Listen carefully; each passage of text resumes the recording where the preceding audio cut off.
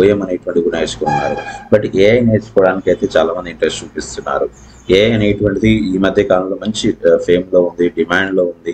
So sir నేను AI నేర్చుకోవాలనుకుంటున్నాను, అది కూడా సర్వీస్ నో ద్వారా ఏఐ నేర్చుకుంటే ఎలా ఉంటుంది, మేము నేర్చుకోగలుగుతాం అనేటువంటి ఒక డౌట్ అయితే వాళ్ళు రేస్ చేస్తున్నారు. కాబట్టి వాళ్ళందరి కోసం ఏంటంటే ఆల్రెడీ సర్వీస్ నోలో మీరు ఏదైనా ఐటీఎస్ఎం కానీ ఐటీఓఎం కానీ ఆల్రెడీ నేర్చుకుని ఏఐని కనుక నేర్చుకోవాలనుకుంటే సో మీకు సింపుల్గా నేను జస్ట్ ఒక నెక్స్ట్ వీక్లో ఒక బ్యాచ్ స్టార్ట్ చేయబోతున్నాను. అది ఓన్లీ ఏంటి అంటే ఆల్రెడీ సర్వీస్ నౌ నేర్చుకుని ఏఐ నేర్చుకోవాలనుకునే వాళ్ళకు మాత్రమే.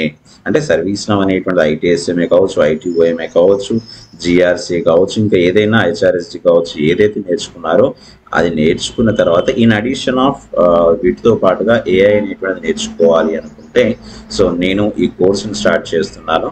అది నెక్స్ట్ వీక్లో స్టార్ట్ అవుతుంది. మీకు ఒకవేళ